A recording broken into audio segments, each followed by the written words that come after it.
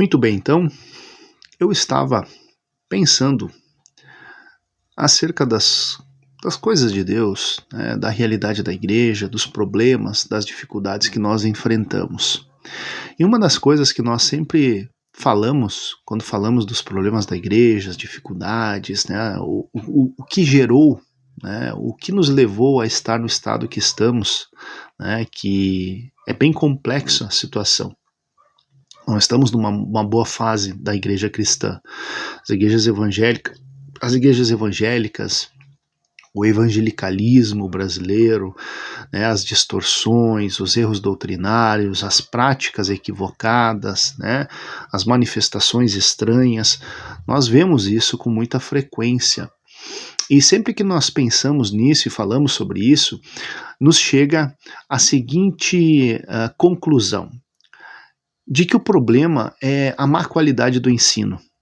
Né? Muitos falam que o problema é a má qualidade do ensino, né? As igrejas são muito ruins de Bíblia. E eu concordo com isso. Né? Grande parte do problema é sim uma consequência direta do desinteresse pelo estudo, né?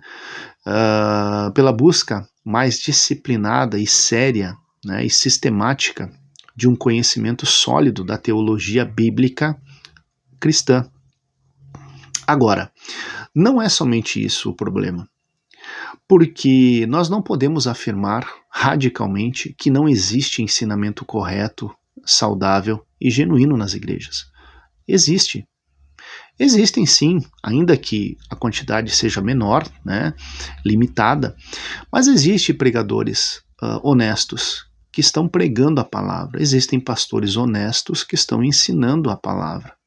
Mas mesmo assim a realidade não muda. Eu cheguei à conclusão nos últimos dias de que a realidade não vai mudar. Por mais que a igreja pregue genuinamente a palavra, com uma exposição exegética correta, né, uma pregação correta, um ensino correto e saudável, as coisas não vão mudar tanto assim. Porque se nós analisarmos o período neotestamentário, o que mais tinha era a pregação correta. O que mais tinha nas igrejas que eram as igrejas genuínas, a igreja primitiva, que tanto se fala na igreja primitiva, né? Nós falamos muito, né? Os cristãos falam muito da igreja primitiva, né? Como modelo ideal e aquele esforço, aquela busca para nós chegarmos o mais próximo possível, né? Da igreja primitiva.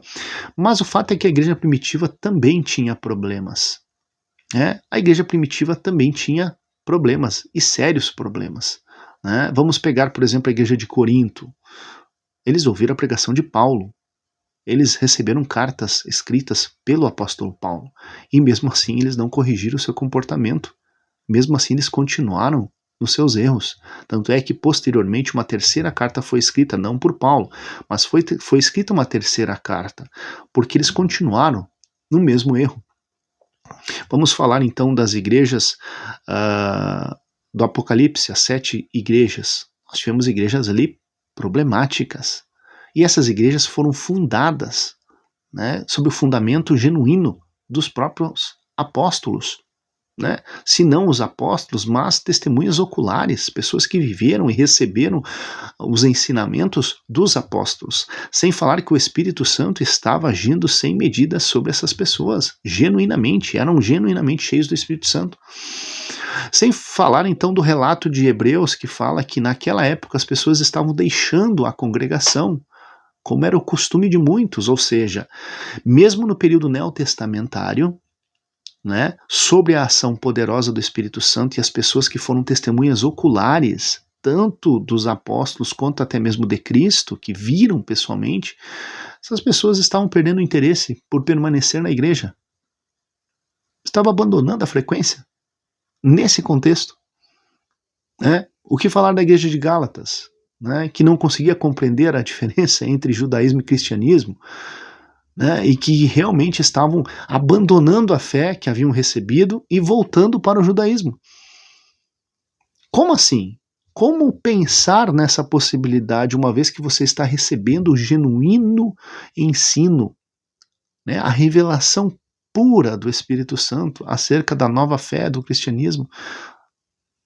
E eles estavam tendo esse tipo de comportamento.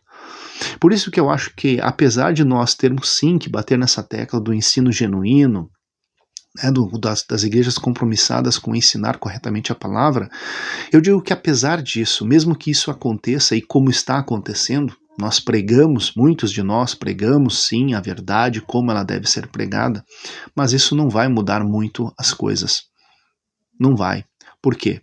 Porque a Bíblia já testificou disso, a Bíblia já profetizou isso, a Bíblia já disse que seriam tempos trabalhosos, que as pessoas não iam querer ouvir, que as pessoas amontoariam para si doutores segundo as suas próprias inclinações carnais, né, as suas concupiscências.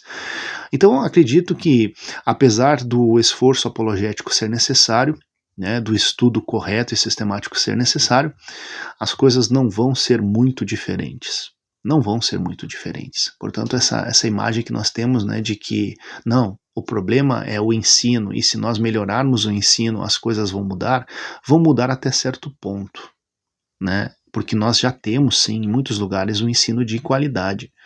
Um ensino de qualidade. Eu não estou falando de ensino acadêmico, eu estou falando de pessoas genuinamente salvas, genuinamente sinceras com a sua fé, que estão pregando o evangelho, que estão ensinando as escrituras, né? Mas mesmo assim, as pessoas ouvintes mantêm-se na mesma condição, muitos delas, né? O que falar de uma pessoa que frequenta uma igreja em que Deus de fato está falando através dos pregadores e a pessoa não muda, né?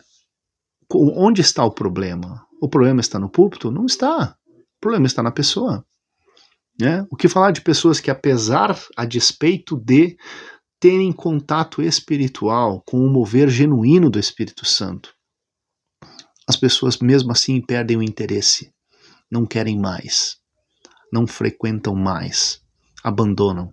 Ou escolhem sair para uma igreja liberal, por exemplo, por uma igreja em que de fato ela até mesmo sabe que ali ela não vai ter um ensinamento saudável, que ali ela vai ser manipulada, que ali eles vão apenas amaciar o seu ego. O que falar disso? Se as pessoas fizeram isso no período apostólico. Vamos a um detalhe. Paulo diz que a pregação dele era de que formato? Qual que era a metodologia de pregação de Paulo? Não era apenas palavras persuasivas, né, para manipular as pessoas, né, palavras retóricas de conhecimento filosófico, né, argumentos muito bem elaborados.